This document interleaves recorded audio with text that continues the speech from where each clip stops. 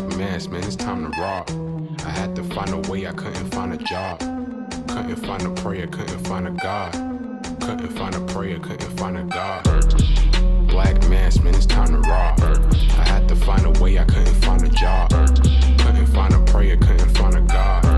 Couldn't find a prayer, couldn't find a God. I woke up, then I logged in to that Urban X where they be flexing with that blog in. Put it down, cause my little homie called in. Had to bail him out, he in trouble with the law again. Black skin can't win in the white world. Seen a brother kill his own kid for that white girl. We ain't wanna go to school, but we had to. Every February it was scary in them classrooms. Shimmy y'all, shimmy yay. Old dirty bastards can't own dirty slaves, so they own dirty masters. Black Dot found a pot as a youngin', broke it down for his son, and now he serve it to the masses. Black mass, man, it's time to rob. I had to find a way, I couldn't find a job. Couldn't find a prayer, couldn't find a God. Couldn't find a prayer, couldn't find a God.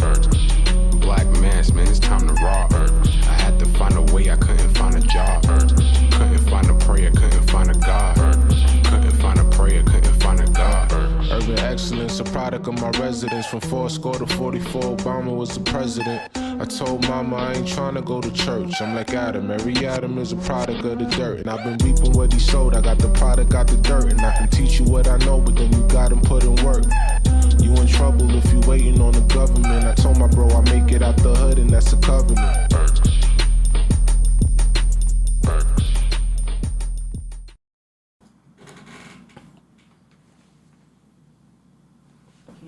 Peace. There we go. Welcome back to another episode of the Urban X Podcast. Thank you guys for joining us. What's good, family? We miss you.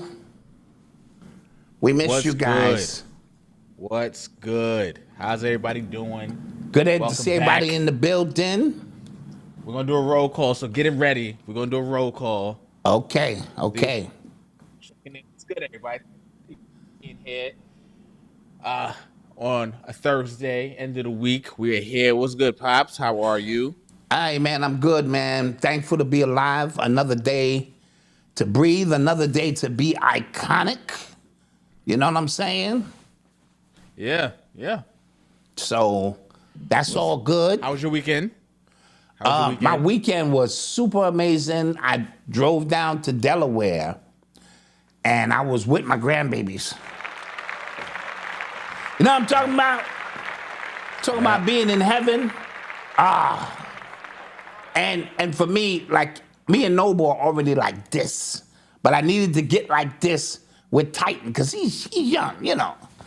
So to just spend some quality time with him and hold him and have fun with him, it was everything. I bought gifts, and they were a hit. That's always good. Yeah. And so that was awesome. So yes. So the kids had their pop in the building for the weekend. That was cool. Yes. Because wife was out of town with her mom, so it was just the fellas. Like, it was just us. the fellas. Just the fellas. You know? That was really cool. Yeah. What's good? So I see Harlem in the building, Griffin, GA in the building. Philly is in the building. Dallas, Texas, Sumter, South Carolina. What's in good, the building? Everybody? Indiana, Cleveland, Harlem in the building. Mount Vernon, Ohio. Oh. Mount Vernon, Ohio in the building. In the building. Connecticut, CT. Thank you guys. 252 in the building. Thank you guys for joining us. So, any announcements? Yes. Before we get started. Yes. First and foremost, King Simon will be celebrating his 30th anniversary in show business, promotion, all the amazing things that he does. I'm not gonna That's this weekend. Huh? Okay, I thought this happened. I thought this happened already, but No. I kind of gave a heads up, but you know, black folk, you got to let them know right before the event. See, this is perfect. Sure. This Saturday, they go, oh yeah, shit, I'm going. I didn't have nothing to do. At Nicholas, world famous Nicholas Bookstore It's a 2-day event. It'll be hosted by Brother Blue Pill and Abundance Child, which is awesome. And nice. I'll be there on Saturday, you know what I'm saying, doing my thing. And so just coming through, showing some love. I got some exclusive stuff I want to bring with me that nobody has seen before to sell, but I won't. You know, but I'll just come through, show love, and do what I need to do. So shout out to King Simon. I'll see you Saturday. It's going to be an iconic event. Yes. Nice. Yes. I believe some birthday shout outs go to Red Pill and Blue Pill. Oh, yes. This Scorpio month is crazy. That's right. Also, Turning 50. Huh? So they're turning 50, right? I believe they're turning 50. A.A. Rashid and his brother, mega producer Lighthouse, I call him Lighthouse, they have birthdays. They've been born on the same day in different years. So that's either today or tomorrow. Nice.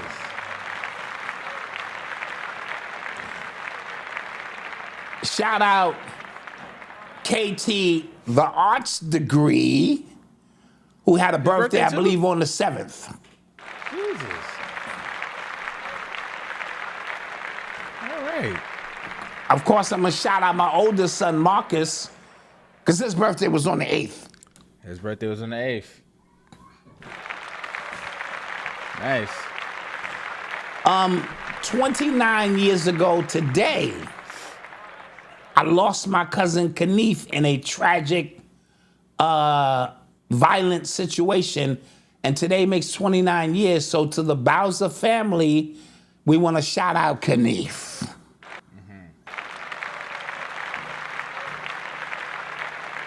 Also, today is my sister Wanda Mother's Rose birthday. R.I.P. Man, there's a lot going on, man. This month is busy, man. Sheesh. How many years? It's the ODB anniversary. He passed away. Oh, wow. Man, listen. All love, Jeez. all shout outs.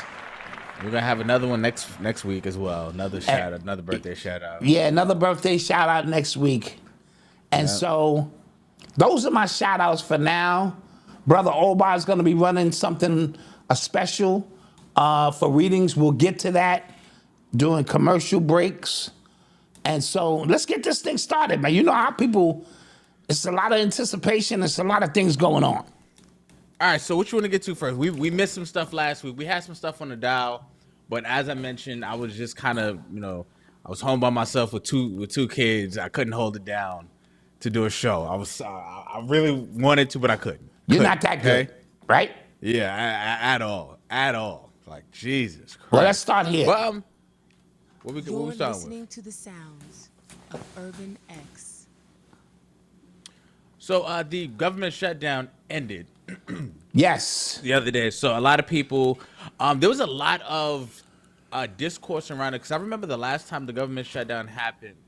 I want to say that was like 2018 when that happened. Because I remember there was a lot of people online talking about ways to create formula at home. You know what I'm saying? Like if Yes. you can't get your benefits, to go get formula. So people were, showing people how to, make do with what you have, because there wasn't a lot of, SNAP benefits had stopped and stuff like that. But this year in particular, this time it happened, there was way more discourse around what people won't have. And I think that's because of a mix of, obviously, government shutting down and the economy already being as bad as it is. Yes. So people were already kind of in fight or flight mode when it came to this shutdown. There was a few people, what I saw online, like just doing kind of social experiments, calling the local churches in their neighborhood, asking, hey, can I get some money for baby formula, right? And a lot of people got hung up on. It was interesting to see.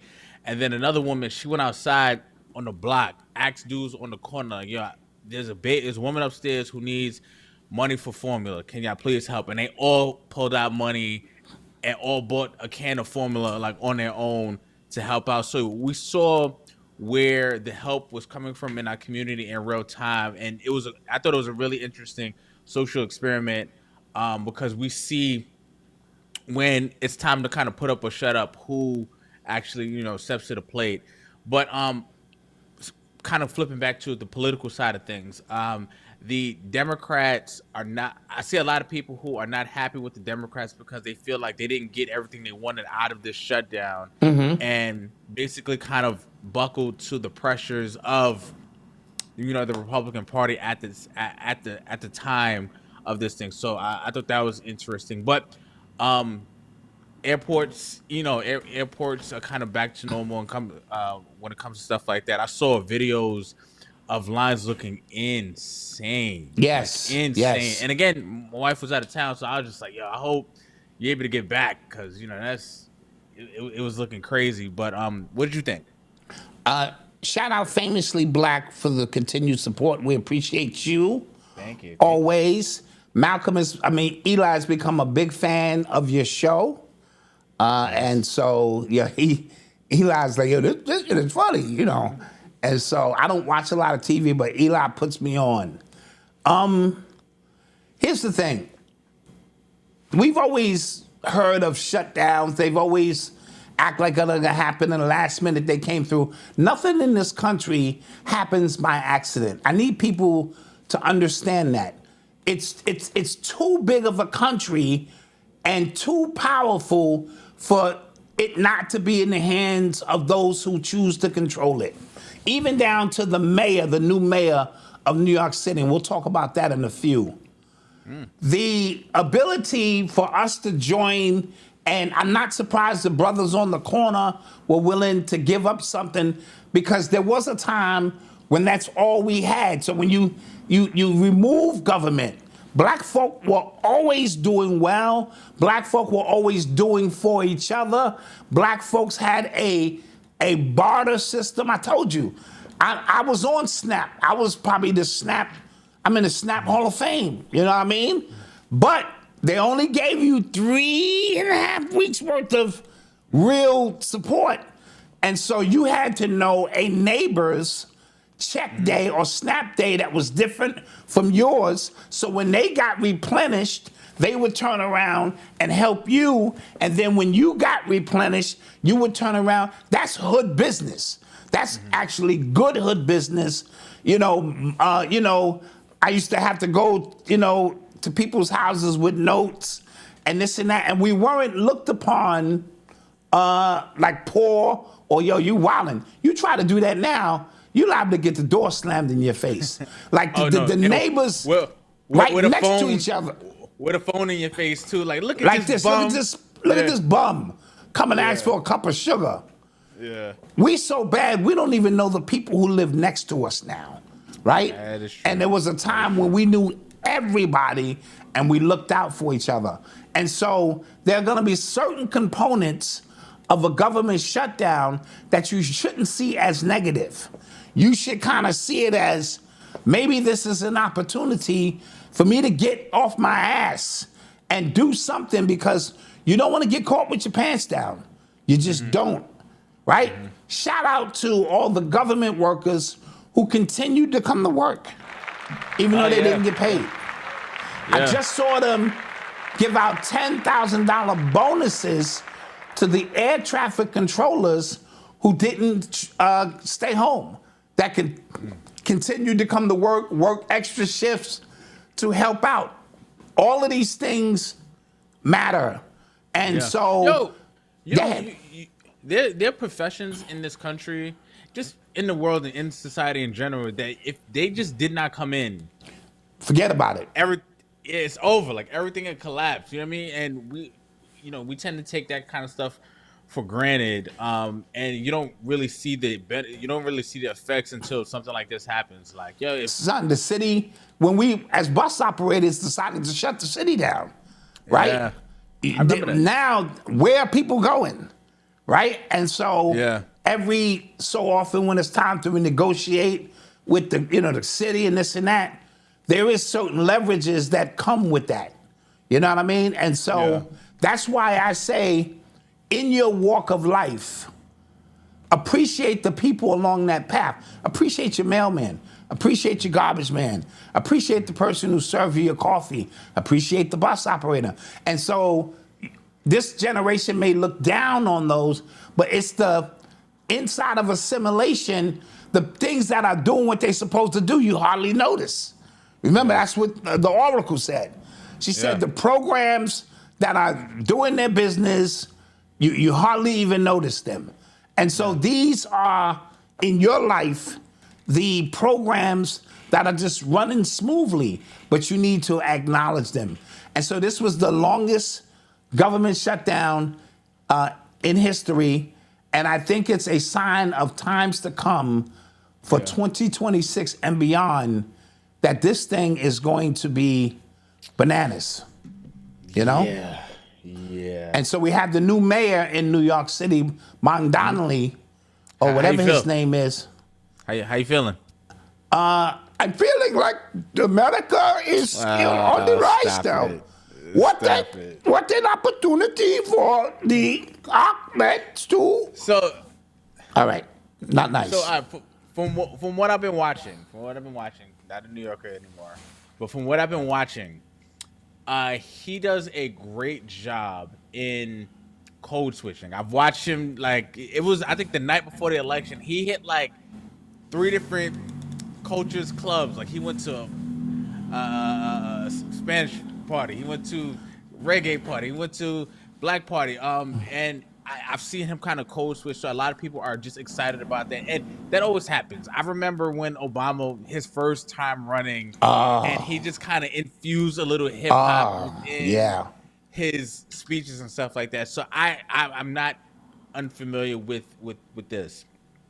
I think he, I also saw some of the mayoral debates, and I think the moment he won was when they asked all of the candidates where they were going to go after they won.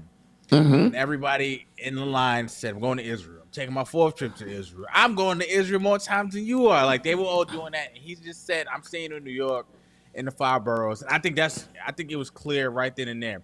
But, and we'll get to that later when we talk about Kanye. But I think the battle was won there, and they kept trying to flip him into different ways. I'm also, at the same time, I'm also seeing a lot of people be very critical of him because they are basically calling all of his policies socialism. Like, he's trying to bring in a lot of free stuff. He wants to make the MTA free. He wants to do all of this. I don't know about free, if that's the word, but he is, the people I hear criticizing him, that is the main criticism. That is the main talking point, that he's, other than the fact that he's Muslim, or that's his faith, right? So, and I just got finished telling you, nothing in this country happens arbitrarily. Like, you know, a 34-year-old Muslim becomes the president, the mayor of New York City. You would have never thought in 1,000 years. First of all, you saw a black man with Dinkins do it. He got 1 term. Adams got 1 term, right? And so the ones who run this country put him there to give off the perception of progress. New York is a hub. The reason you might be in Cali saying, "Why are you telling me about the New York mayor?" They always do these things either in LA or New York, right? Because those become the 2 points that show you what's going to go on around the rest of the country. A 34-year-old so-called socialist Muslim, right? Being elected. When was he elected? What was the date? 11/7. Okay. All right. It wasn't the 7th. It was the 3rd, I think. Oh, the 3rd or the 4th. Yeah. All right. A Muslim being elected in New York. How many years has it been since 9/11? 24 years later is progress, but you have the Republicans saying he's radical. You have the Democrats saying He's a socialist. So this thing, but it's never by accident. He'll get one term. And he's in here as the buffer between the elites who run New York City, which is bankers, real estate people, those kind of people, and politicians. And below him is like the police department, transit, somebody online, all of that stuff. So he becomes the middleman to manage lower management. Upper management has a whole nother plan. Somebody online, because right now what you're seeing on like Fox News and stuff like that, it's going to be a mass exodus out of New York City because of the mayor. They've been saying that same thing. Somebody put together like a montage since like 2009. Yes. Right? Because they're saying like, it's taxed too much. And New York is expensive, but apparently this is the most millionaires that I think have been in the city, like living in the city at one time, like now. Right? Wow. Wow. Yeah. So people saying like they're not going anywhere. It's always, these things are always cyclical, in the talking points and what people are afraid of. They just kind of change a little bit. Politics in general, though, in 2025, I don't know if any of you guys have just been seeing it. It is an all-out like just battle royale because there's so many subsections within subsections now that by who are going at each other by like definition of what their party's supposed to stand for. Okay, I'll just say that, right? So MAGA right now is beefing with they're called like the groypers. I think those are the people who they accused of knocking off Charlie Kirk, right? Yes. And it's this guy. His name is Nick Fuentes, I think his name is, and dude is unapologetically white man, America first. Like that is all he stands for, right?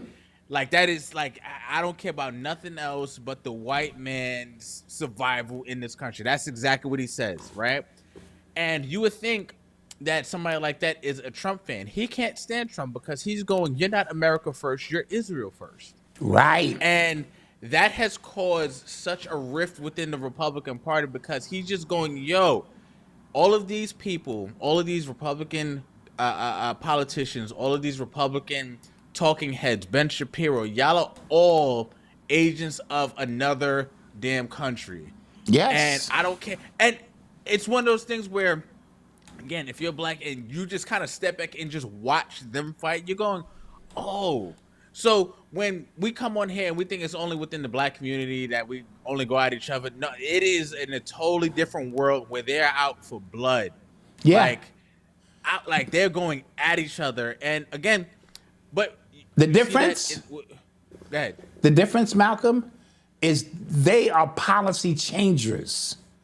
They really move the needle while we're arguing over who's this, who's that, what tribe you from, who you repping, and things that don't mean anything because we all rep. What we're supposed to be repping is the human family. We're supposed to be repping humanity. But because we have all these bitter arguments over nothing, it doesn't even move the meter on social media, right? And so they're having arguments that can change policy. Now, what he represents is an individual more powerful in this country than you think he does. Because New York City is 70% immigrants now. You know what I mean? For sure. It's only like 30% white people because they got up and left, right?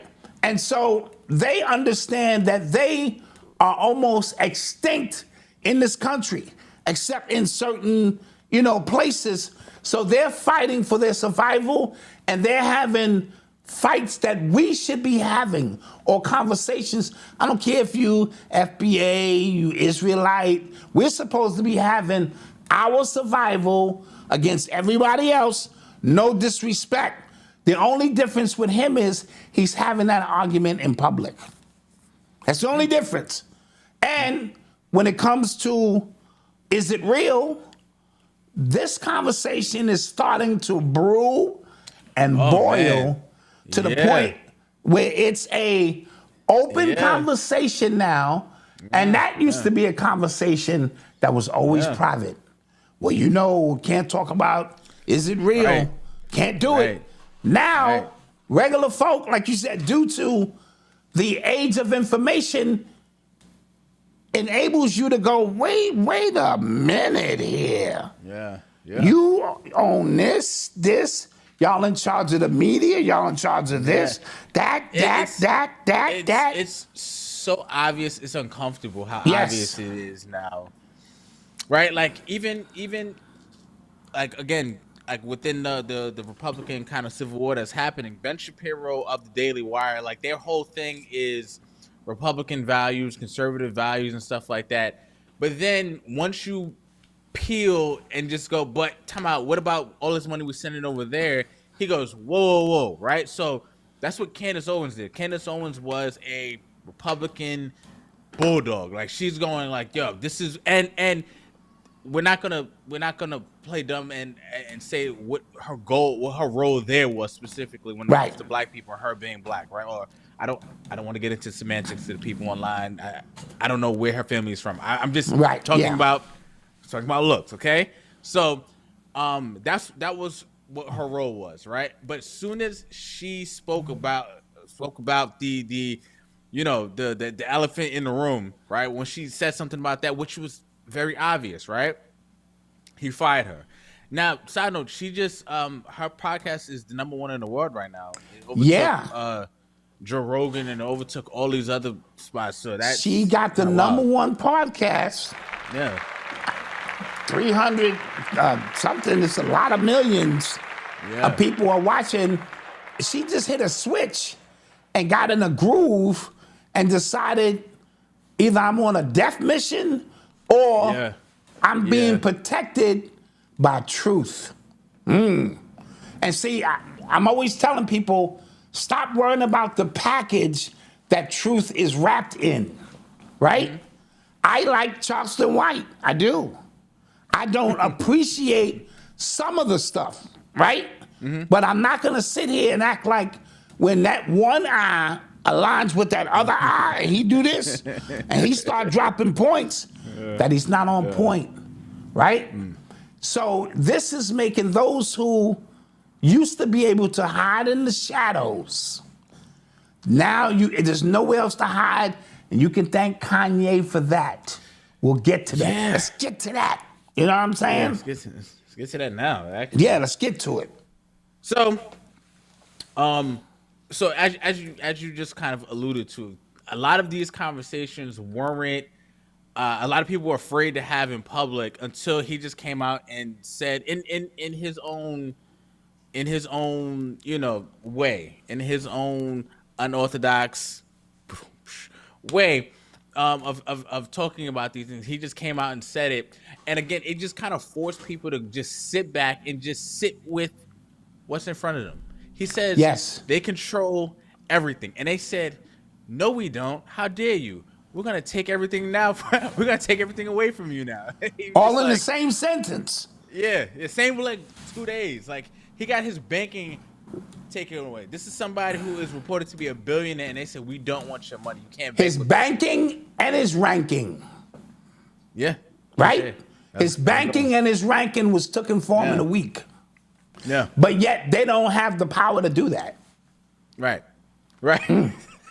It was, and again, it was one of those things that was just kind of like right in your face. And since then, there's been so many things that have happened since then, again, where you just have to just face what's in front of you, right? He's saying these people are in charge of this, and then you see how much money we got going to Ukraine for for this reason, or you see how much money we have going to Israel every year, right? Yes. For this, Ben Shapiro was on The Breakfast Club, right, and he was talking about how reparations won't work, and then Charlamagne again.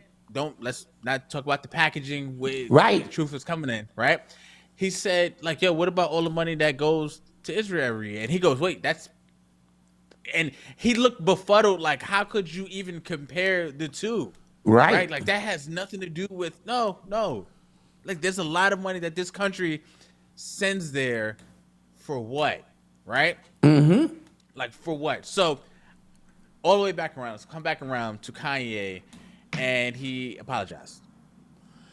Yeah, he's got to take his visit again. You know, you got to go out and you got to see how the people lived, and you know, and he had to basically kiss the ring and blame it on his lack of meds. So what they're doing now is talking about the jaywalkers.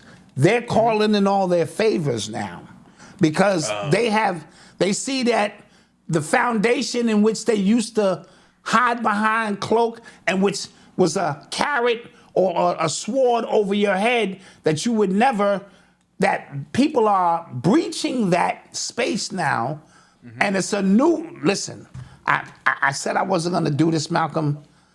Okay, listen. There's a new breed of individual, right, that don't care and they have no fear of consequences that we have, right? Just like we said, oh man, I would have never stood in line at no restaurant and got water hose and had dogs sick on me. There's a new generation behind us that's saying, I ain't holding my tongue for nobody. If I see something that's unjust, I'm going to speak on it at all cost.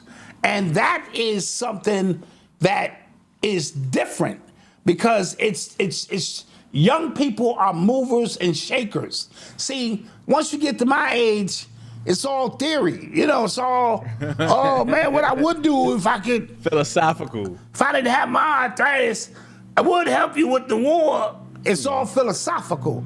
Young people have the ability to move and shake. And I told you this 5 years ago. I'm going to say it again. When a group of them who don't care about money anymore emerge, ball game is over. They already don't care about, you can't film them and use that as bait because this is the social media area. They all got their ass and titties out anyway. So that's not going to work unless you catch them like with children or something. Other than that, they don't care about money. They are disruptors. And they hit the earth now to do just that. We are in the apex of it. And Kanye, whether you want to admit it or not, began that process because he got 400 million subscribers or followers, or got a lot of people who follow him, and he can influence. And all he did was say, look at what they're doing to the God, right? And so we're in a new day and time where you're gonna have to look at that elephant. The elephant has had babies, as I've always said. Now it ain't the elephant in the room, the elephant is having babies, and somebody's just gonna have to say, yo, bro, if we don't turn against that and leave that to itself on its own accord, we will never get ahead in this country. You know what I thought was interesting too? 'Cause somebody on Instagram, this Asian dude, he talked about how there's no real wealth indicators anymore because wealthy things that people do has become accessible, right? Like, so like you could go on a really luxury vacation and you probably make $60,000 a year, right? Like it doesn't have to. It doesn't have to. You can still experience certain things. Obviously, not everything, but certain things, right? So now, when you talk about people caring about money, right, or people not caring about money, there are people who probably experienced their cool weekend in Vegas. They're probably people who've experienced a weekend abroad somewhere. So again, like I can see the next generation going, yeah, I don't care about that. I've experienced that. I can say what I want. And it's overrated. It's overrated. Right. Like once you've Quiet done as it, kept. you've done it. You know what I'm saying? You've done it. It's their generation think abundantly to begin with. And so that's why they walk around with knots and knots of cash. They all think they stars, and they manifest that in their world. And they walk around like rock stars. They get whatever they want. They do whatever they want. And so getting money is overrated to them, where analog versus digital, we may be a little bit more analog. I got to put my hours in. You know what I mean? You know what? I might be due for a bonus. And, you know, I'd be able to put a little something aside. And the ones before us, you better get a job. Go to the post office. They hiring down at the post office now. It's some Don't good call in work. sick. Yeah. Don't call in sick. Don't call in sick ever. Go. And so each generation, you see a progression and an understanding of what this is as we move into the cashless society, the, you know, the AI open world society, so to speak. Okay. You know? Yeah. All right, let's get to some more stuff. So back to the apology. It's a shame. Yeah. And yeah. let's Are we see. surprised though? That should have been the question of the night. Are we surprised? I'm not surprised because of his bipolarism. Yeah. I'm not surprised because he's Gemini. That's bipolar by definition, right? They have two faces and two sides. And so at the moment, he's playing that side, and it's a small win for them because it looks like they're still in power. But Netanyahu just says something about the West Bank. I don't know all the details. And somebody said, well, you can't do that without America. And he was like, I'm doing what I want to do. And Trump told him, don't do that. It's going to be a problem. Or you on your own. And so for Trump to even say that, what are we talking? You know what I mean? So we could be on the stage of something bananas. Okay. You know? Nice. Nice. Okay. You are tuned into the sounds of Urban X. Oh, did you guys see the Michael Jackson biopic teaser? I did. Looks good. I did. It looks great. 116 million views within a 24-hour span. People are excited. I love the fact that it's his nephew who's going to have the opportunity to play him. It's well overdue. Mike is a one of one, if that makes any sense. He's a one of one. And we should venerate him and honor him in ways by paying our attention to his full story. So this is supposed to be like a part one of, I think, a couple of movies, because this is going to be, I think this is going to be like from birth all the way to Thriller, I believe. Oh, well then, yeah, that's about 4 movies. Yeah. You get what I'm saying? Like, so I think that's actually a really cool way to do it, because anytime biopics or series that come out, it's really hard to capture everything. There's people gonna be mad. There's people gonna be, oh, they didn't talk about this. Yes. They didn't talk about this. You know what I mean? It's never gonna be perfect. So I think the best one I've seen was the New Edition one. I think that was the best. Yes, but series. because it was a TV series. And they were alive to go, bro, like, Right. that's not what happened, or that's what happened. He said, yo, we locked ourselves in a room and we had to hash out all of this stuff because, you know, everybody had their own perspective on how stuff happened and things like that. So that's a special case, but with a story that's as rich as this, it should be taken with care. That's why the Bob Marley biopic only focused on a show. It only focused on a show he was given to help the people. Yes. It wasn't focused on his entire life because it would be impossible to tell that story. You know what I mean? You know, he lived out here. He has a house, Bob Marley. Oh, okay. All right. His house is like that he lived it. It's like a attraction people go to. Nice. And so I hope that Michael Jackson is done justice. I watched the Eddie Murphy documentary, Being Eddie, and that was awesome. I've been seeing clips. That looks good.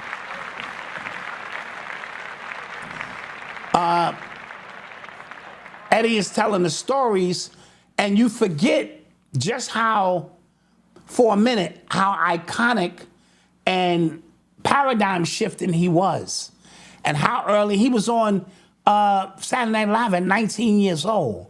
And so all the different phases that he went through with 48 Hours, becoming a blockbuster, coming to America, then him reinventing himself with playing the ass, donkey. You know what I mean? A Nutty Professor, all of these roles, and how much he has contributed to black cinema. And, I thought he should have won an Oscar for Dreamgirls. I really did.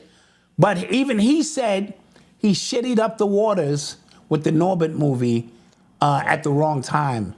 And I don't think he was going to win anyway, because at the 60th Oscars, he used that as a platform to not disrespect, but call attention to not enough black people, contributions. And the Oscars are very funny. They're very finicky. And I think they never forgot that.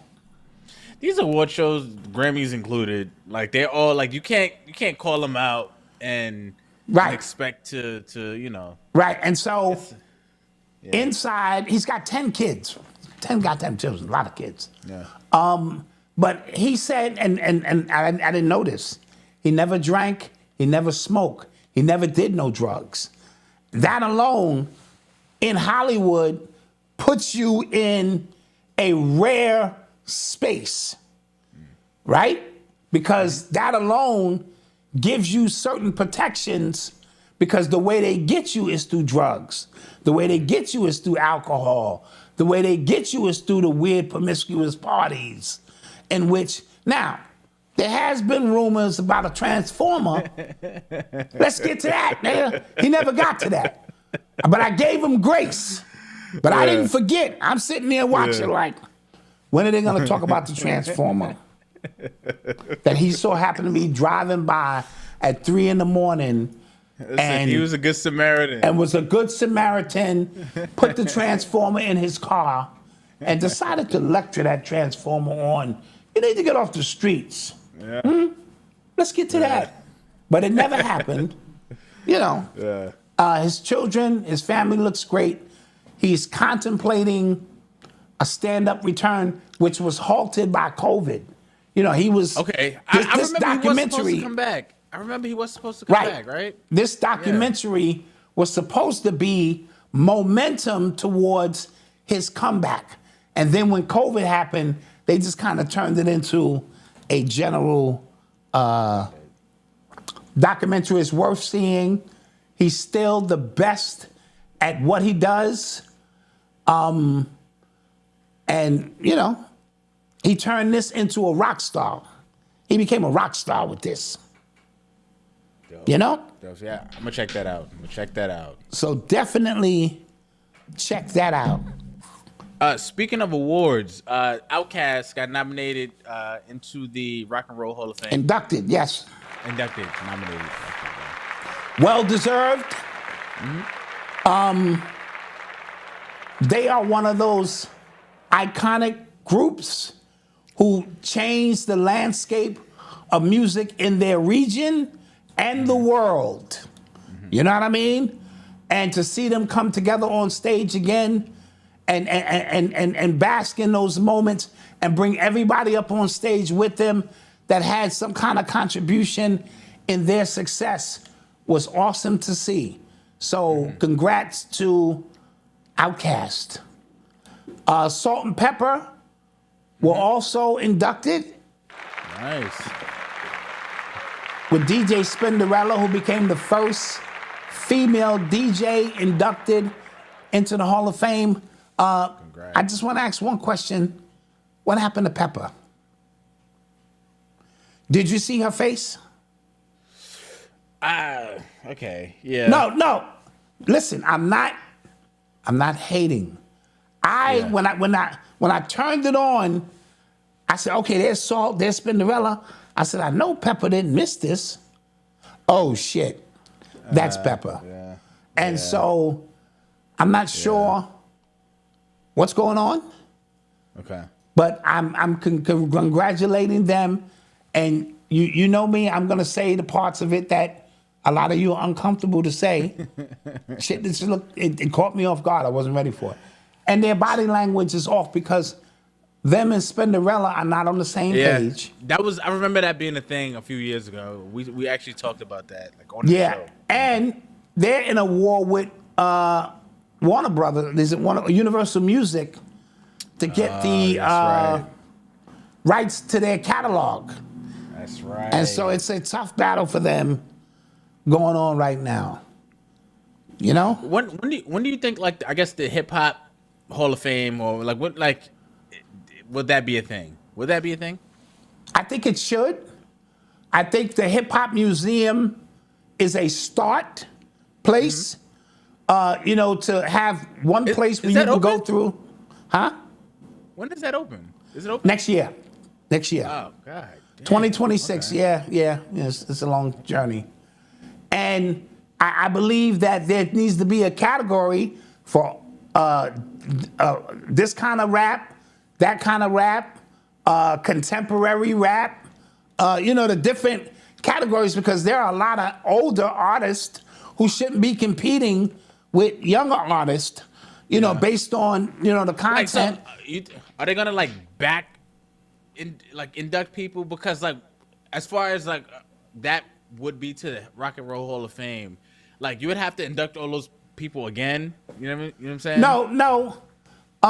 Yeah, I'm pretty sure it's a way to work it out. You don't have to give ceremonies for everybody, you know. Okay. If you're already in the Rock and Roll Hall of Fame, there's your plaque over there. Let's just, this is for going forward. For the people who normally wouldn't receive an award or something, but who have made contributions to hip hop, they should be acknowledged, you know? Okay. That's all I'm saying. Nice. That's all I'm saying. No, you're right. You are right. Hit the button. You are tuned into the sounds of Urban X. So you were wrong, okay? Jay-Z is not the father, all right? He don't gotta deal with you or anybody else saying that he is the father ever again. That nigga the father. He the father, that baby.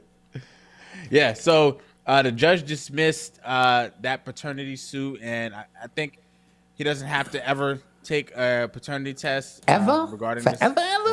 Forever? Well, this is how it was explained to me, and this makes some kind of sense from a lawyer defensive, you know, standpoint. This young man, I forget his name, had a father in his life for 18 years. It was his stepfather.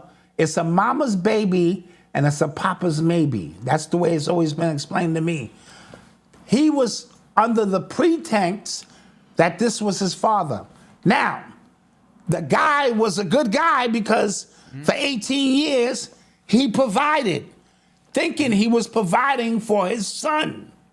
So, what that means is when Jay-Z's son here went to court originally, he couldn't file for punitive damages or back money because that was already filled by somebody else.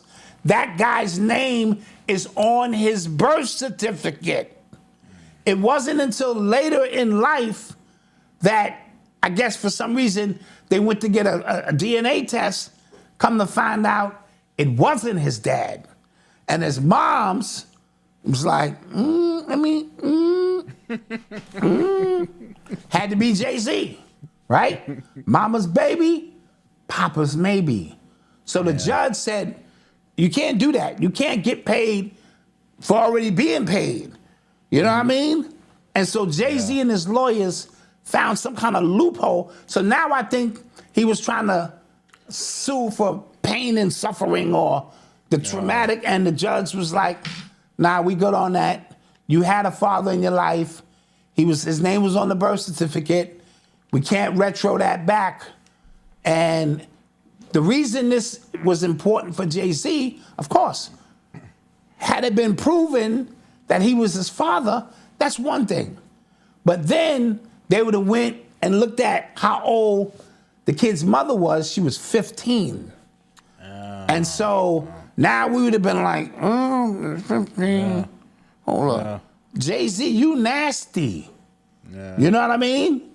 And so he dodged the bullet. It can't be brought up again.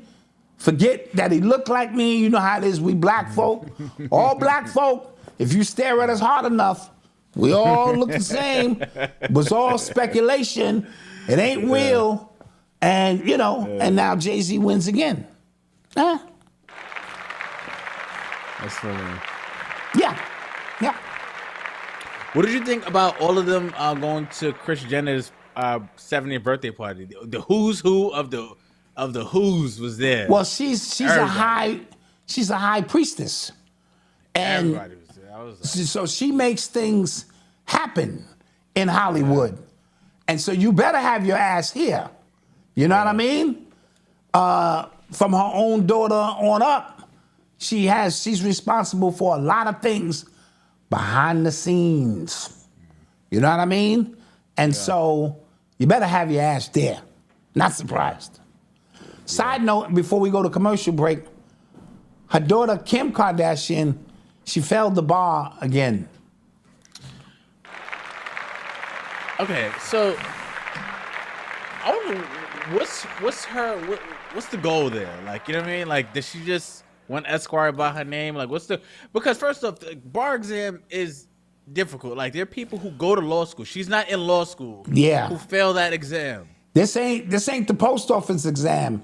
This is an exam of all exams because law is how they go watch Devil's Advocate with Al Pacino and my man Keanu from The Reeves. Matrix. Keanu Reeves. Great movie. Law is how they box you in. It's in the language. It's how you're able to, you know, escape certain things. And so to be a part of that fraternity, you got to know your ish. And I know she's doing a lot of advocate work, trying to get certain people out of prison. And, you know, I applaud all of that stuff. But she went to 4 psychics, Malcolm. 4 different psychics. And they all told her she was going to pass. Oh, And Jesus. she didn't. But yeah. But when I go back to her, to one of them psychics, yeah, you're going to pass. I didn't say when. Yeah. It says here, you're going to pass. Jesus. Might be 20 years from now, but and you can't screw your way to pass the test. She can't use beauty and That wasn't necessary, Dad. That was wasn't necessary. nice. That You was. ain't need to throw that in there. Because- Okay? It's been how long since the tape? How long? Malcolm, come on now. You know, them tactics don't go away. They are what they are. So you ain't going to be able to, you know, do that. You're going to have to sit down. My daughter just passed her. She is a RD MS.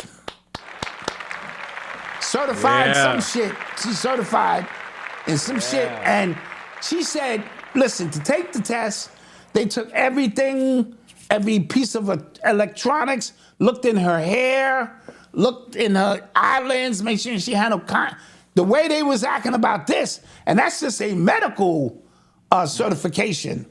Can you imagine law? Yeah. They're not playing. So we get ready to take a commercial break, Mal. Yes. Okay. And then we'll get back to the people. Listen, Epstein list, Trump, emails. Uh-oh. We gotta talk about it. Uh-oh. All right, we'll be right back. Resurrect your life with the spiritual consultation with myself, author of A Glass of Water and a Candle, Obade Dayo. The Lazarus special is my end of the year check-in as the ground freezes. Our ancestors prepared for the winter. Let us help you prepare for this winter with the consultation for $71. But don't wait, because the special ends December 17th, 2025 at 11:59 p.m. Eastern. Click the link or scan the QR code to schedule your reading with me at Omedina Productions, So let's resurrect our goals and ambitions this year, honoring St. Lazarus.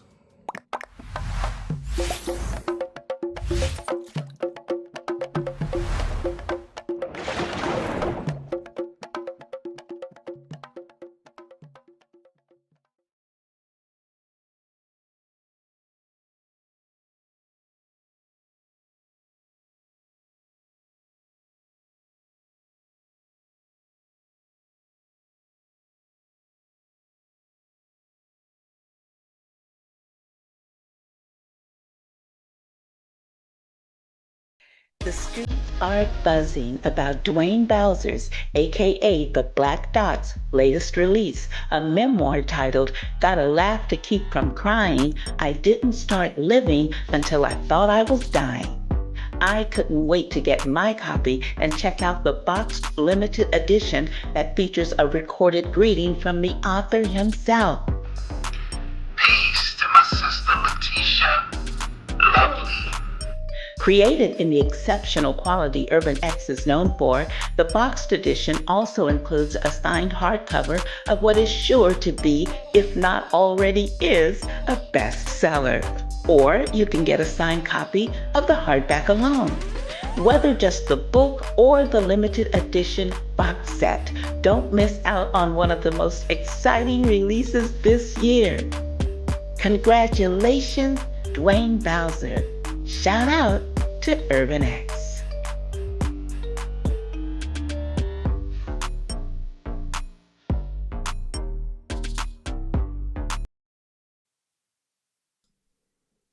And we are back. We are back in the mix. Thank you guys for joining us. We are back. As you can see, everybody in the chat. Yeah, Brother Obar's got the special going. You know what I'm talking about? You can get these readings for $71 for a limited time only. Scan that QR code, and this is for the replay. Those who, you know what I'm saying, get the replay, or go to omedina.com, and you know Obar don't play, so. Yeah, I'm gonna have to go to him soon, actually. Yeah, you're gonna have to go to him soon and get that work. I need both. Yes. And both. So, shout out to Obar, his queen, everything that he does. I was supposed to hook up with him. I think he came up to New York, but you know how that is. You know, you come up with a game plan, and you get here and get pulled this way, you get pulled that way. And so, whenever he comes to the city, we will chop it up as we do, break bread, have some laughs, get some readings done, all in one. Jules, thank you for the super chat. Mr. Darius, thank you for the super chat. We appreciate you guys. Thank you. We appreciate you guys. And then I know you saw the commercial for the new box. Well, some of you have seen it already. The Hero's Journey. You know what I mean? It's a box set, originally with a book inside, a video that plays. Now, the cool thing about it is the video can be of you. You can send me a video. I can upload it. So whoever you feel and deem worthy of such a gift, because everyone who's received this from me, they don't even want to take the book out of the case, Malcolm. Yeah, they're like, yo. They like, I don't even want to touch this. It's so iconic. So don't think that the message has to be from me. It could be for somebody in your life who you deem special. And so that's dope. We are on day 12 of the 60-day challenge. Right? Yeah. And it's going along smooth. We had our first meeting Saturday for the members. It was good to see a lot of the old faces in there. I'm looking forward to seeing more faces on Saturday, which is the day that we go live. And as you know, when you get the the Hero's Journal. You get the journal. You get this awesome bag. Malcolm, are you hating? No. I was saying like Hero's Journal. I was Oh seeing yeah, if everybody yeah, was yeah. thinking. You get these daily post-its. Put them around the house to remind you of things. And we're not going to leave you without something to scribe with. All right? So all of this comes in the package at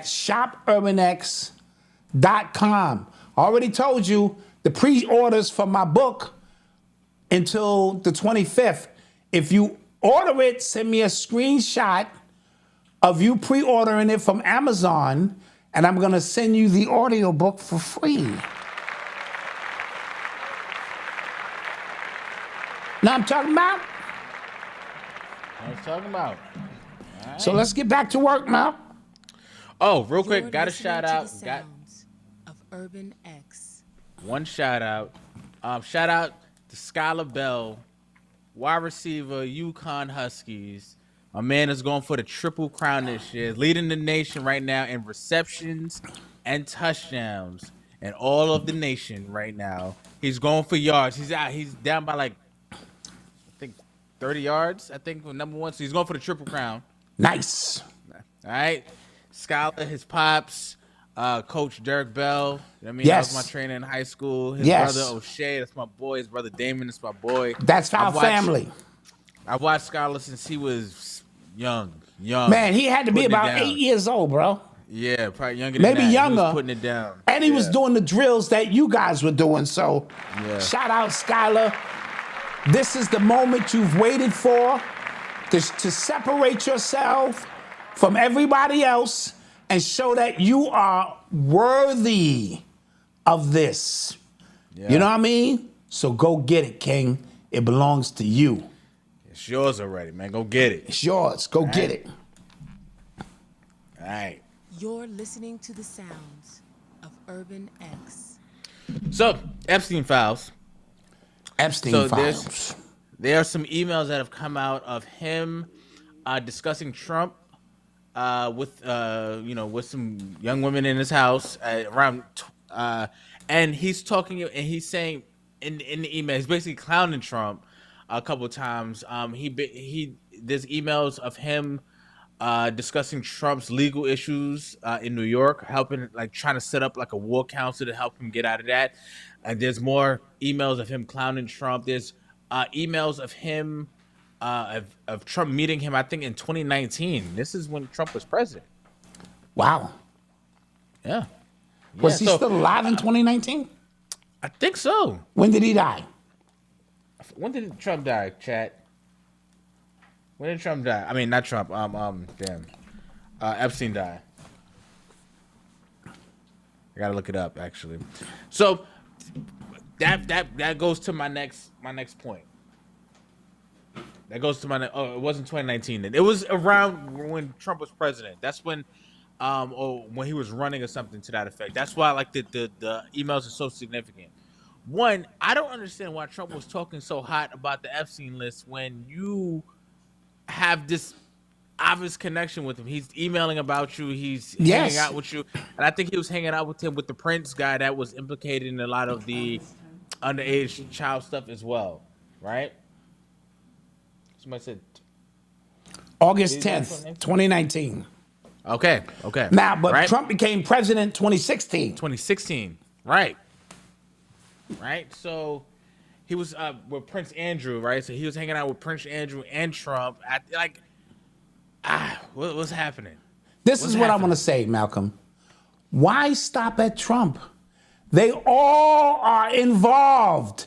That's the secret that nobody wants to talk about. Y'all act like y'all got the smoking gun on Trump when everybody you can think of, every high celebrity, athlete, actor, actress, politician, former president, king of other countries, they all down with it. That's how the jaywalkers, who he was a part of, That's normal protocol for them. How you think they've been in power so long? Why you think when you mention, is it real, that their buttholes get tight? And because that's 101. That's espionage 101. Yeah. So all of them are in the same situation. And if you open Pandora's box, don't just stop at Trump like, we got Trump, because then that's confirmation bias. You're just trying to get what you think is the boogeyman, or who society taught you the boogeyman is. They all on the list. You seen the plane, manifest. So if you're gonna do it, go for it all and shatter your reality. That's my thing. So no, I'm not surprised that he's got some information on Trump. Trump has been trying to get out ahead of this using Maxwell Ghislaine to get her to change her story. She's now reduced to a minimum prison, right? And so she's trying to overcorrect, so he can continue to get his work done. But it's all of them. Hit the allegedly button. You're right. Hit the button. Allegedly. Hit the button. All right? I hit that again. Allegedly. Right? So Thank you, Chad. So let's keep this in mind. Yeah. Right?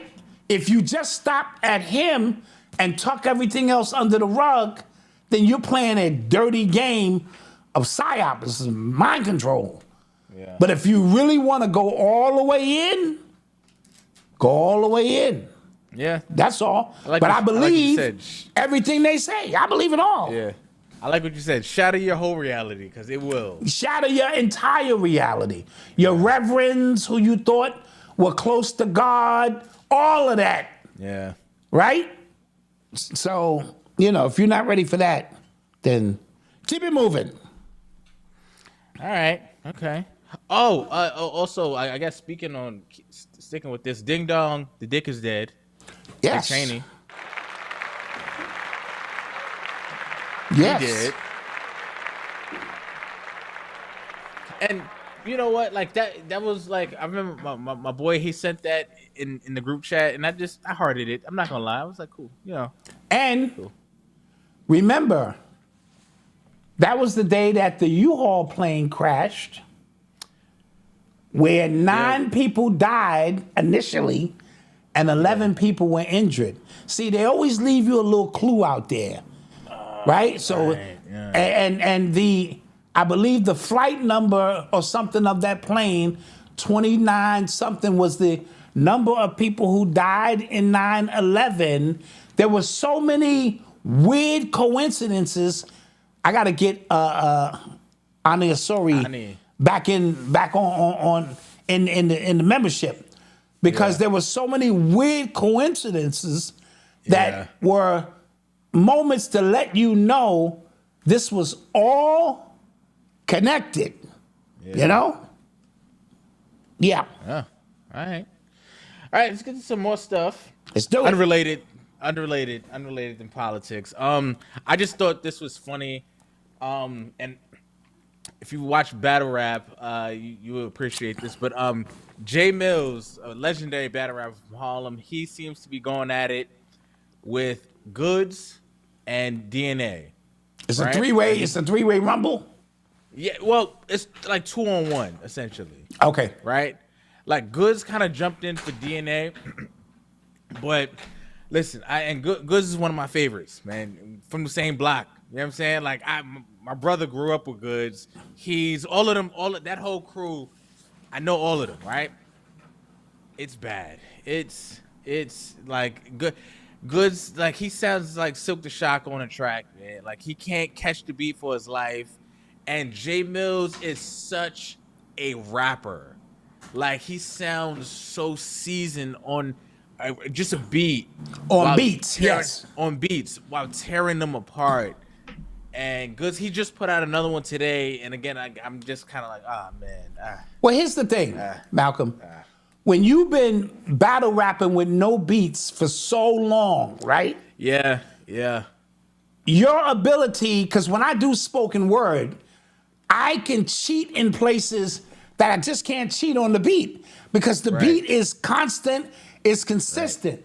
But with no beat, I have the ability to shape things because I'm not hindered by rhythm, so to speak. And then when you jump on a beat, it's a whole different animal. So I applaud Loaded Lux when him and Cambada got together and did their album because it showed that Loaded, my favorite of all time, could walk between worlds. But it's not easy. But remember, Jay Mills, he was a battle rapper, but then he started putting out records. Yeah. And so he understands the rules and regulations of rhythm. He was on Young Money. He was on Young Money. I forgot about that. He was on Young Money. Yeah. Right. And so it's sort of like if you've been playing street ball your whole life, and then you try to go play organized ball, and they keep blowing the whistle because you carrying the ball. You know, street ball, you do that hot sauce shit. You can, throw it around and this and that. Yeah. And that's why a lot of street ballers couldn't go to college because they couldn't conform their game because that too is a rhythm, right? How to pass this, that, cut, this, that. Coaches don't want to see all that fancy stuff. And so, so to give you an analogy, that would be it. Yeah. So. But yeah, Jay Mills is putting belt to ass right now, and they're calling him Goods the Shocker. yeah, it's just like God. And I like Goods too. Man? I do. Yeah, I like Goods, but yeah, it's tough to watch. It is absolutely tough to watch, man. Jesus Christ. All right, let's get to some more stuff, man. You are tuned into the sounds of Urban X. Max B got released from prison after 17 years, 17 joints. He was supposed to do 75. Supposed to do 75, but he got released after 17. I'm not all sure about the particulars of how he got released. I don't. That's amazing. That is some math. You shaved 58 years. Off your sentence. Yeah. That is some wizardry if I've ever seen any. And ain't that much good behavior in the world. You would have to be a monk to be sitting in the lotus position for 17 years for them to say you have redeemed yourself. We see the light within you. Oh my God. So all right. That aside, let me say this before you move on, Mal. Go ahead. Be careful what you say, because them street dudes, you're a family man now, Mal. I don't even know if you still carry pocket stand with you to defend yourself. Listen, man. All right? Listen, man. You gotta keep that on you. You gotta keep that pocket stand with you, baby.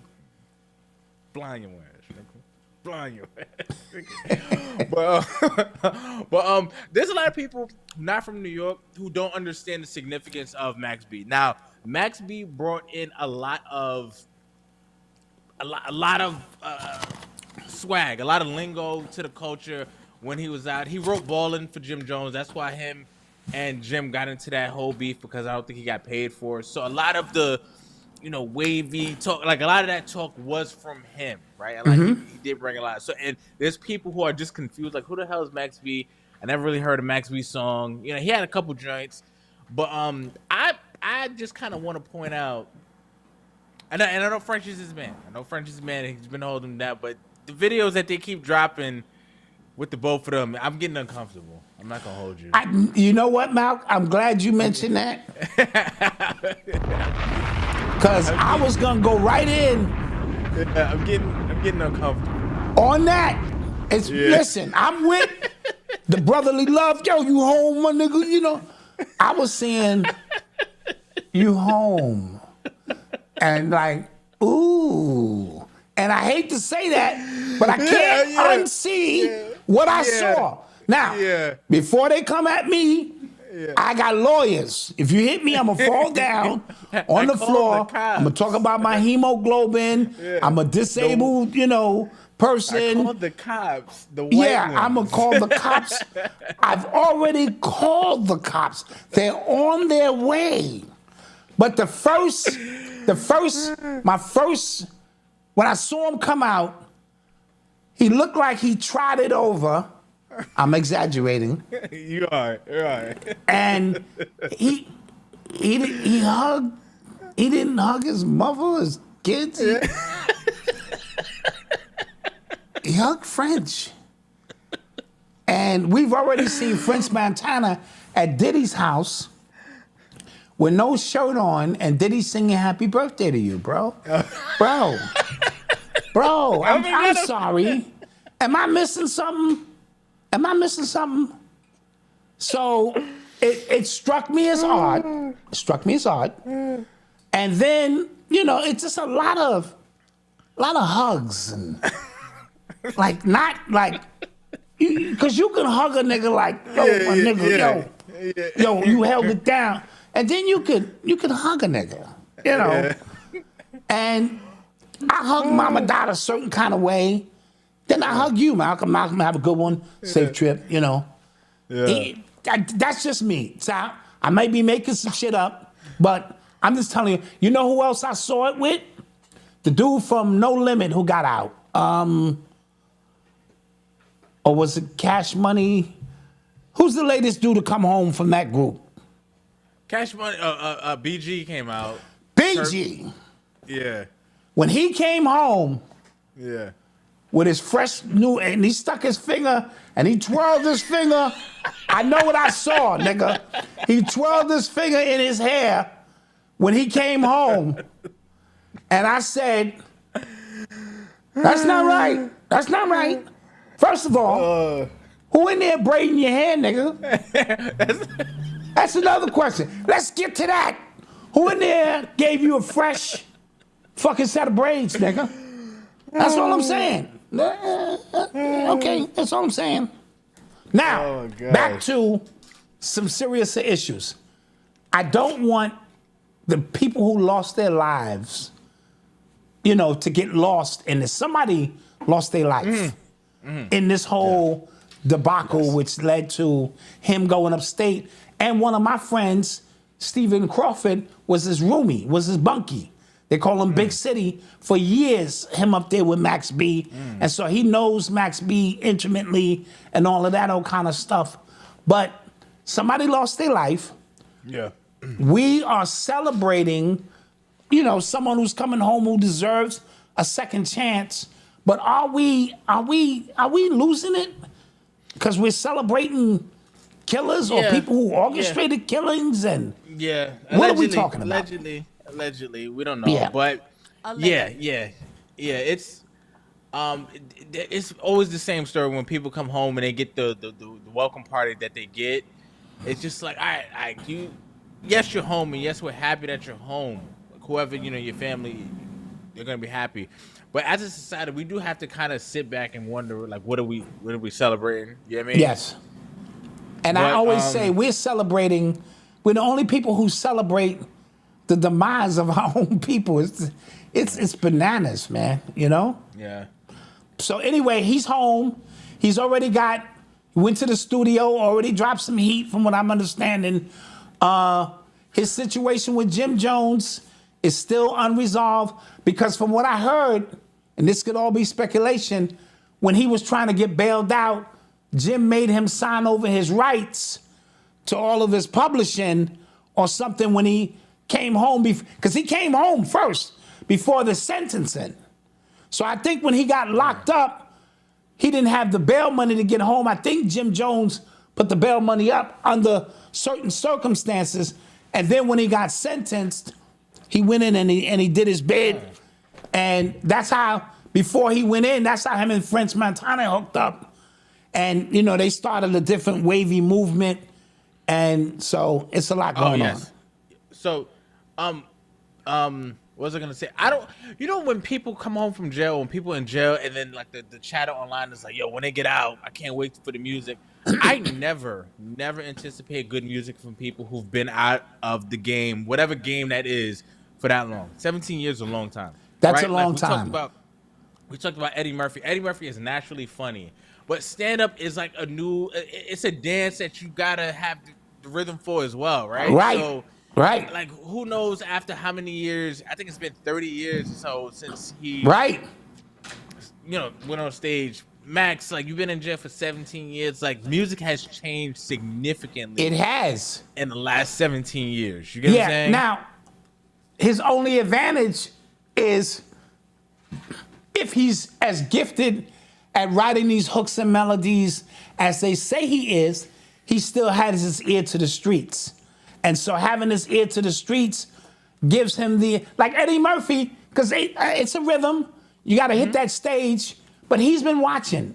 Eddie's very, observant of what he could say, what he can't say. And so we got to give the music a chance.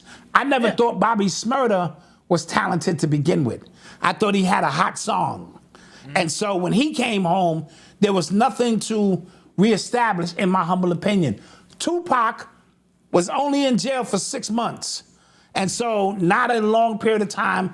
Then he shifted to the West Coast and had Dr. Dre waiting for him. You can't miss with that.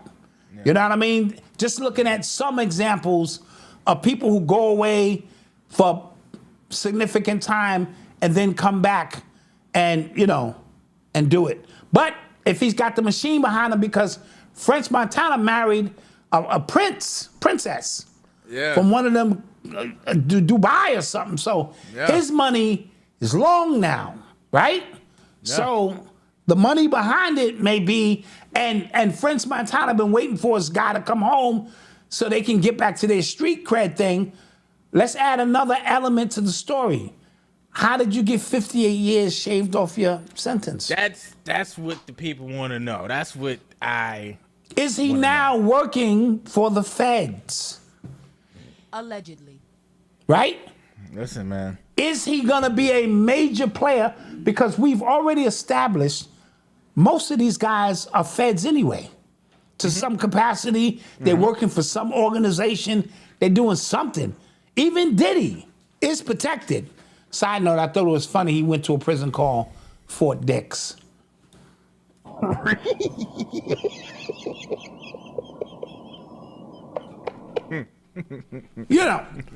And so this is why they're gonna only sit Diddy down for a little bit, because he is an asset that belongs to somebody.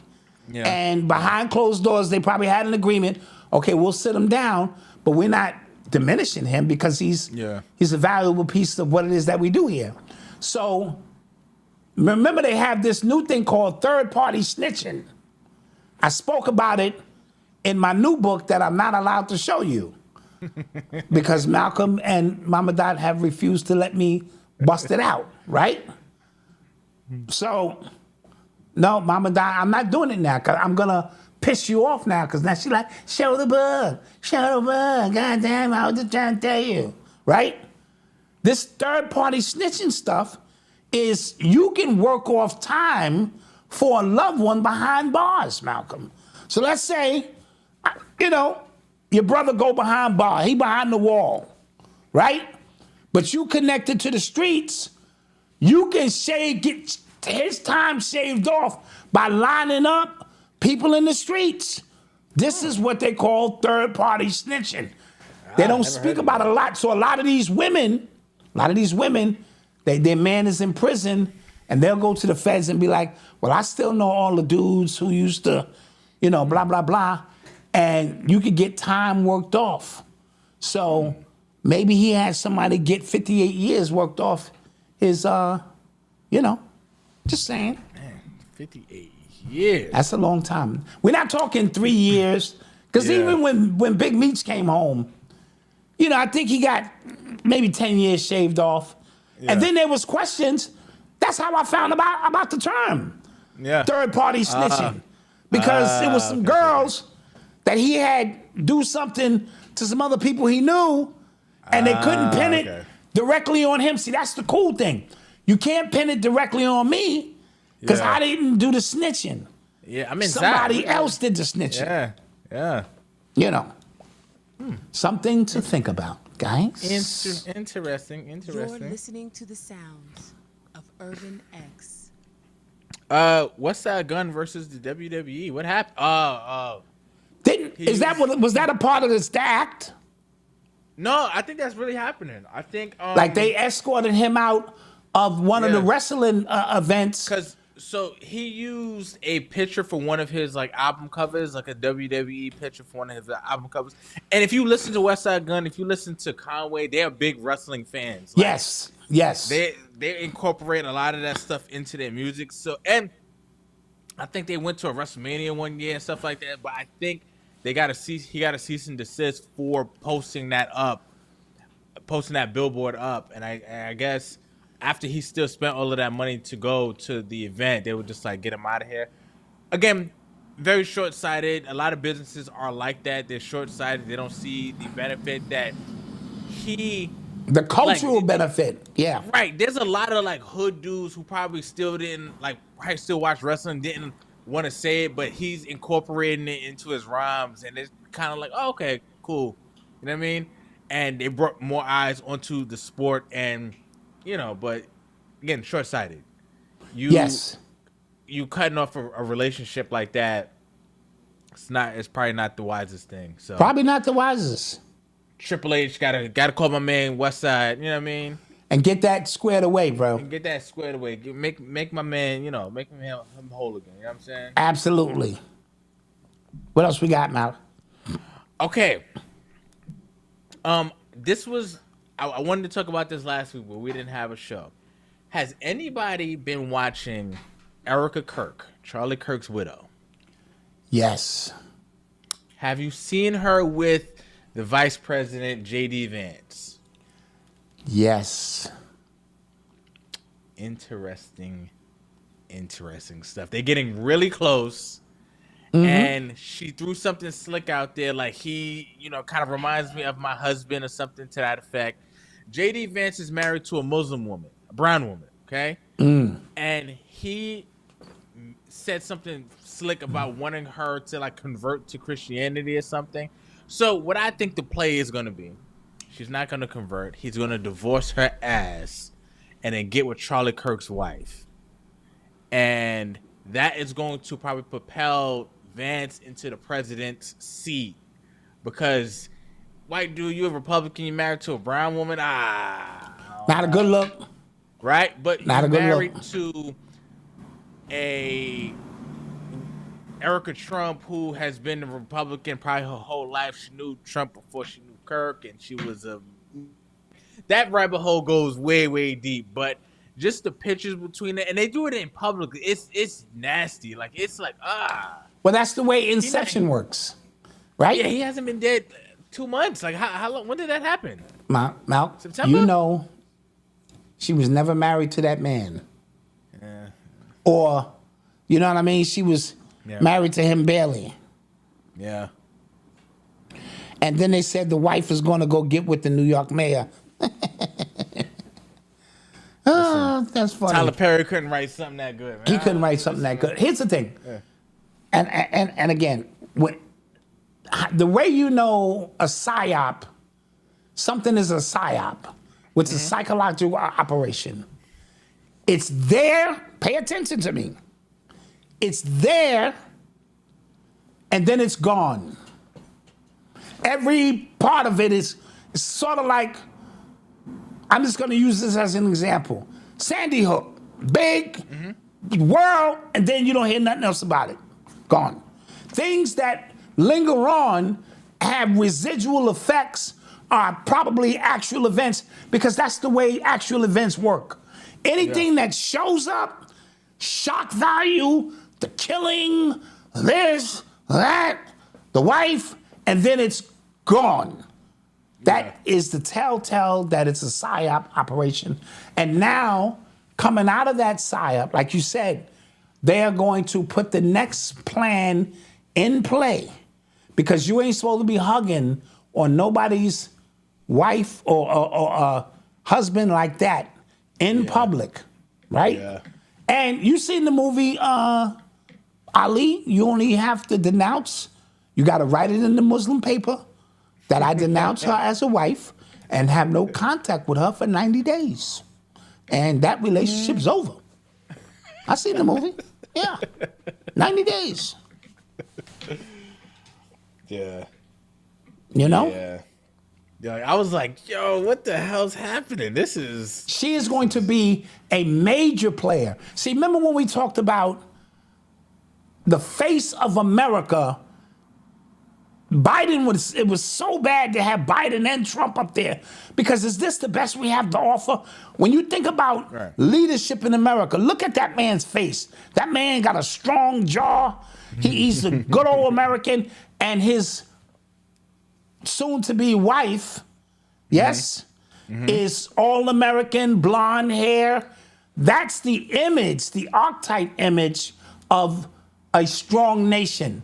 Not Biden out there and Trump out there wilding. We look weak. Yeah. That's all. Yeah. Yeah. Yeah, and this script was set years ago. Yes, thank you, natural immunity. We got to get our people to think different. We got to get our people to stop being so short-sighted. Me and Malcolm have been accused of a lot of things only because we weren't short-sighted. We looked past the dopamine of the event and said, okay, let's go back a year, 2 years, 3 years out, and let's give a projection of where this thing could be. And once we saw that and located that, we didn't get emotional about the things that were happening at the moment. You know? Listen, I got called everything. Everything but a child of God. Everything. Your man Dion right now is getting ready to pull the ultimate move. Yeah, he's gonna leave. He's gonna leave. Right? He's gonna leave.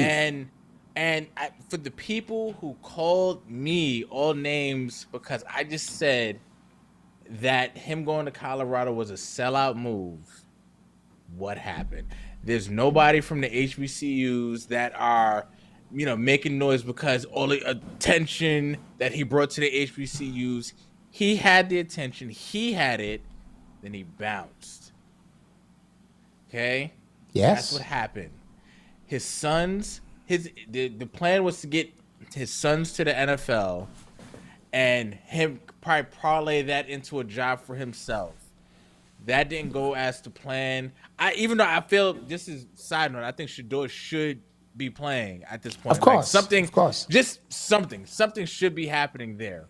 But that didn't work out, to his favor, right? And now he has to coach. This is his first time coaching kids that aren't his kids. Yes. And it's not looking good in Colorado.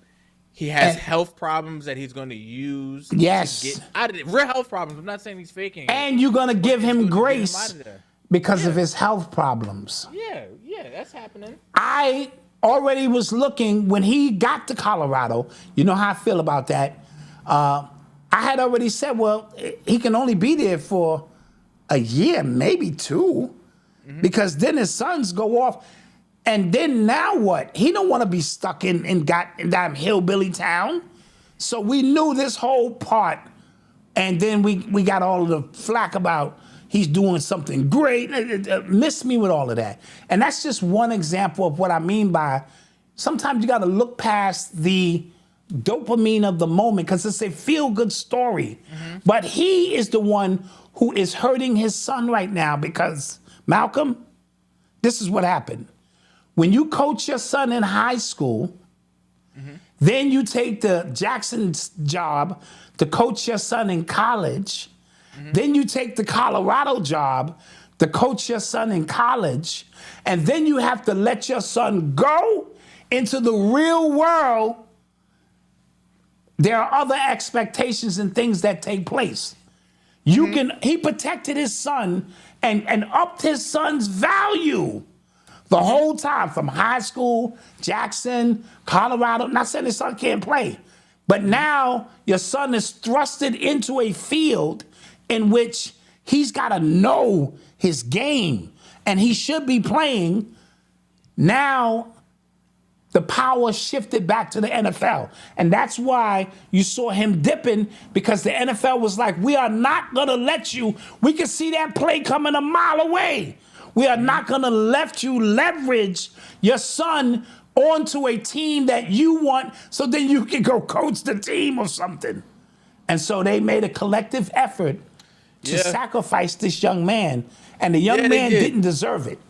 Yeah, they did. They it's like, and if you're watching, we're talking sports, but if you're watching the Browns, he should absolutely. The fact that they barely letting him practice, that is obviously a screw job. Like, obvious. Yes. Like, it's not even a thing as if maybe he wasn't as talented as we thought. Because I think I have feelings about all of these quarterbacks. I don't think any of them are good coming up. Because I just think they're being coached in a really weird way. But I think he does have talent. So the fact that he's not playing it's clear. He can beat out that 5'8" left-handed quarterback they got in there. Like, yeah. Come on, absolutely. he can beat him out. Absolutely. Like, it's wild. You saw Travis Hunter is out for the season. Yeah, he's having some season-ending surgery. Again, he got to the NFL and you really got to show and prove, because you're going up against the best of the best. And he had a few moments that were in there, but they should have just focused on one side of the ball for him. Yes, too much wear and tear in the body, man. Yes. And that goes back to college. Like, I get wanting to play both sides. I get wanting to be a player's coach and letting him play both sides. But at some point, you have to just kind of be the adult and go, all right, we're not going to let you run yourself into the ground. He took way too many snaps in college. Way too many. And who did it benefited? Deion. Because without Travis Hunter, they don't win the games they won. His son was good, but Travis Hunter was the star. And so he needed him on both sides of the ball. But the NFL is more complex than that. To be able to read the schematics of a NFL defense and then have to know where you need to be in an NFL offense, dude, that'll bust your brain. And he's an intelligent kid. Petty Gibbs wants to hear my view on current quarterbacks. I think most of these current quarterbacks stink, and I think they stink is because none of them know how to actually run an offense. They all run the same RPO, run pass option offense, where they're in the gun, they clapping for the snap count to get the ball. All of the plays are based on spacing and timing, not really reading what the defense is giving you. Right. They all do that from the 7-on-7s. And they're all practicing that 7-on-7 shit. 7-on-7s to high school to college. They all run the same offense. So by the time they get to the NFL, when you're running a pro-style offense, where you have to take snaps under center, make 3 or 4 reads before you even get to the center, from the huddle to the center. Yes. They were talking about Peyton Manning defenses had to make sure they wouldn't show what they were in until like 12 seconds left in the play count, because he would change the play immediately. Like, that is what quarterbacking used to be. And not using Peyton Manning as the standard because he's the sheriff, right? They call him that for a reason. But decent quarterbacks back in the day used to be able to just run an offense. Yes. Now, what you're watching, by the time they get to the NFL, they look terrible. Cam Ward went to the University of Miami. I love that. Like, that's my favorite college team, right? And I was so happy he got drafted number 1, but he looks like a deer in headlights right now on the Titans, because again, they running that RPO offense, and now we need you to actually run this offense. This is a pro style. We need you to learn this playbook, and they can barely do it. And they get thrusted out there way too early as well. I'll say that. And Malcolm, remember, like you said, quarterbacking is under the center before the ball is snapped. So much is taking place. So many audibles, so many being able to read. Are they in man coverage? Is it disguised as man? Because Belichick against Peyton Manning was some of the greatest battles I've ever seen.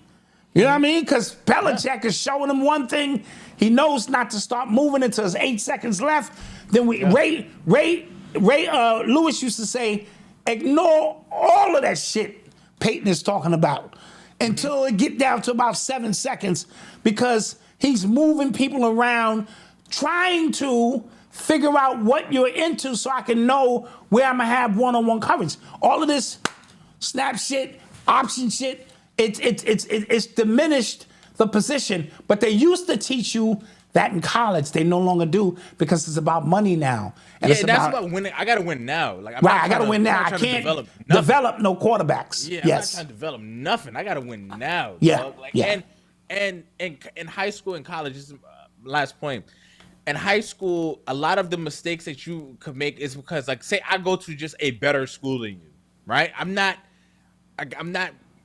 not be going against a team that is like real evenly killed. I'm probably just bigger and faster than you. In college, you see it happen all the time. Arch Manning had one of the best games of his career at Texas, and they were going against a lower level D1 school. Yeah. And he's picking them apart. Obviously, we're picking y'all apart, right? But he went against Ohio State. He looked crazy. He looked crazy. Right? Because you're going against a real defense with some real players on that team. So just go to the NFL where everybody's good. Like, we're all NFL players. We're all good. Mm-hmm. Right? That doesn't work. Like, my team isn't just bigger than your team. Like, Yeah. we got, I don't know. I could go all and on about it, but. No, but it is what it is. Yeah, yeah. You are tuned into the sounds of Urban X. Oh, man. Speaking of sports, man, Sebastian Telfair. Yeah. He has a new documentary out on YouTube. Yeah. I haven't got a chance to see it yet, but it's documenting his days before he has to go serve his prison time, I think for gun possession, drugs, guns, something. He had like guns, silencers, like he had a. Yeah, he was wilding. But he's back in the projects. And so he's living back where he started from. And it's a sad story. Mm-hmm. But I've always said on this platform, money will only heighten who you are. And so if you got he had $30 million, right?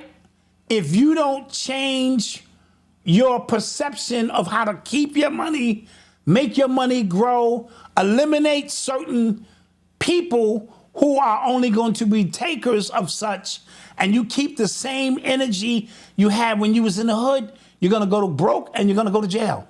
And this is what's happening. And so it's sad, but it's a testament of just how important, and if you don't know how to count. A lot of these black kids don't know how to count from the hood. They hit you with $30 million and you don't know how to count. He came straight out of high school, didn't he? Came straight out of high school. Yeah, yeah. Right? We went to his championship game. We did. Jay-Z's chain was shining crazy that night. That shit was blind to me, huh? 'Cause we had good seats. I was like, God damn. Yeah, I remember that. That wasn't no cubic zirconia, nigga. That shit was shining. Right? And so he was already an overachiever because of his size. Yeah. Right? Yeah. And so $30 million go through your hands and you have these crooked agents who know you got a high school education and you don't know how to count. You don't know how to send an auditor behind the auditor. You know what I mean? To make sure that your money and your assets are protected. And I'm not blaming them because it can happen to any of us who don't understand money. Right? He had a documentary, and when he was in high school, I forgot the name of it. It was fire, man. It was one of the best basketball documentaries I've ever watched. This is when he was like Sebastian Telfair. When he was like, I think getting ready to go to the draft. Like, I forget what it was called. In the chat, you might know about it. I think Born Ready. It was something like that. It was the Born Ready is what's his name? Lance Stevenson. It was Lance Stevenson. That's who it was. Yeah, he's Born Ready. Yeah. Def Rocker said he's going back because of the gambling. Well, guess what? When you're living a lifestyle that you can no longer furnish, you know what you start doing, Def Rocker? You start gambling. Yeah. You know what I mean? You start thinking, I can get this money back that I lost because you're a hustler. You know what I'm saying? You've been on the streets hustling with guns and silencers in his trunk, transporting them across country. You know what that's called? Gambling. Yeah. You gambling, you ain't gonna get caught. And you're gonna make some extra money. So let's not act it seem like he was lost all of his money gambling. Yeah. And Sebastian Telfair is Stefan Marbury's cousin. Through the Fire. That's what it was called. It was Through the Fire. Thank you, Chat. Chat is the best, man. It's called Through the Fire. Right. Great documentary. That's that's Stefan Marbury's cousin. His cousin, yeah. Telfair. And so that was the whole thing. You went to Lincoln. Yeah. Brooklyn. Yeah. That was the whole thing. And to be back in the projects, them same people who you saw on the way up, who you was probably looking out for, they doing better than you now. That's tough, bro. Yeah. You back in probably a 1-bedroom, geesh. And so I hope he comes out and can redeem himself and get a coaching job or something, Yeah. Let's take some questions before we get up out of here. Oh, Big U's son. Big U's son. I think it's Baby Huey or Little Huey. Yeah, Huey or something. Yeah. On Halloween, he was tragically gunned down coming out of a smoke shop. And a lot of people saying it's some form of retribution or retaliation for the work of his dad. You know what I mean? So, the sins of the father. Yeah, apparently, because he got gunned down at a smoke shop in an enemy territory, and apparently he was warned not to be over there, and even like people from the other side, like both gangs or a bunch of different neighborhoods were sad about that because apparently he was a cool dude, but as you mentioned, sins of the father, so that is tough. Yeah, that's tough. Yeah, for any father. And remember, I believe Big U is in custody right now. Yes, he's right. Yes, he and so the way Big U would normally handle that, he can't. Right? Yeah. Allegedly. And so, his hands are tied, and your son, one of them is in the NFL. That's great. He's doing well. Yo, which bugs me the hell out every time I watch him. Is he Does good? that not? Yes, he starts. For what team? The Chargers, LA Chargers. Oh, what position he play? Linebacker. Oh, okay. Like, he's number 0, but like I don't guys, like the way that bugs me out, like I'm just like, yo, that's big use. Like, I don't know. Well, what is he supposed to do? He got to live his life. True, but the fact that like he has a son in the NFL and he is being charged as a kingpin, like right now. You know what I'm saying? And, they ragging him in the locker room. They ragging him in the locker room. oh my God. Yeah. So, yep. Let's get to some questions. Let's get some questions before we get up out of here, man. It's Thursday, end of the week. Well, tomorrow's the end of the week. I gotta go to work. Oh, what's the deal with the $2,000 from Trump, Malcolm? Is that a real thing? Is that happening? I'm hearing it's a real thing. Swing that. I would swing that, my boy. Swing that. Swing that, Trump. I needs that. Absolutely. In my life, homie. I don't care about your politics. Give me that cash, baby. Give me the stippy. Give me the stippy. Wendy Williams. What do you think about? She was being mixed diagnosed the whole time. Ooh. You know that was conspiracy, this, that. For the people who trying to get a hold of her estate and hold her money, she was diagnosed as not having any of that stuff, right? And so that's a good thing for Wendy Williams, not to get back into a space where she's, because that belongs to other people now. The whole podcast realm has took that over. However, just for peace of mind, get back to your life, your finances. I love it. Oh, speaking of Trump, what about the 50-year mortgage she's trying to introduce? Well, now, give me the details of that. So, mortgages are typically 30 years. 30 years. Right? But so a 50-year mortgage, I think the monthly payments would be less, but you'll be paying another $400,000 in interest or something like that, depending on how much your loan is. I like it. Like, no, what? I like it. Malcolm, 50 years. you're That's thinking nuts. wrong about this. Now, at my age, do I look like I'm gonna live 50 years, nigga? No, right? So, if I could put a little piece of change down, and I'm like, so I got 50 years, and now my payments, instead of being $3,500 are $1,745. What do I sign? Right there, and I'm gonna live the good life, cause I ain't gonna pay for it. Shit. So it's all dependent how you see it. If you're young, you might go, that's a long time. But even if you paid all 50 years, you still don't own the goddamn house. Yeah. Malcolm, miss a property payment or tax payment, or in case of this old man in Brooklyn who didn't pay his water bill and they took his whole house. Oh. $800,000 house, because he didn't know. I think these people are real clever, and he wasn't getting the notices on the water bill or something. They went and paid it, and the house went in foreclosure, all kind of weird stuff they can do. So you don't own it anyway, right? So you mean to tell me right now I can drive a Bugatti for $499 a month for 17 years? Give me the Bugatti. You know what I'm talking about?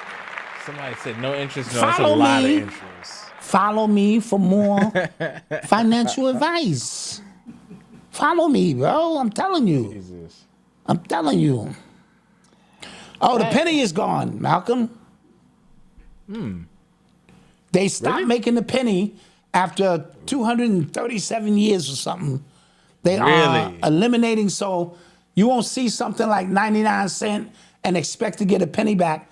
They just gonna round that up. Round it up or round it down. Wow. Now, what's significant about the penny, Malcolm?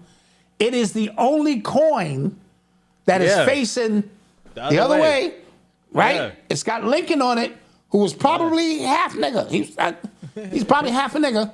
That's why they did that. And he used to hang out with Pascal, Beverly Randolph, and all that shit.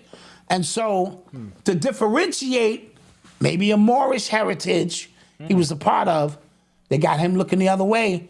And so they getting rid of the penny might be significant. You might have a penny in your stash that's worth a lot of money. Yeah, that's interesting. Wow. Yep. Okay. All right, guys. With that being said, no other questions. With no other questions, we are out of here. Thank you guys for joining us. We appreciate you. Don't forget to like, share, subscribe, tell a friend, to tell a friend, to tell a friend. Don't forget, 7 a.m. tomorrow morning, day 13 of the Hero's Journey Challenge, 60-day challenge. And Saturday, we're meeting live in the membership. Yes. Go through this thing together. And Saturday evening, you'll find me at Nicholas Bookstore with King Simon. And if you want to get this reading before the new year come in, you better hit up Oba, scan them codes on the screen. Oba did it, get it done, and purchase my book, guys. I want to be on Amazon's bestsellers list. I think I deserve that. Yes. Amazon.com. Link is in the description below. Pre-order. All right. And what are they? All right. Okay, so I think that's it, Malc. May my wish come true. Okay. Happy Great birthday show. Thank you. Birthday shout outs to the birthdays in there. Shout out to all of the birthdays. All right. So with that being said,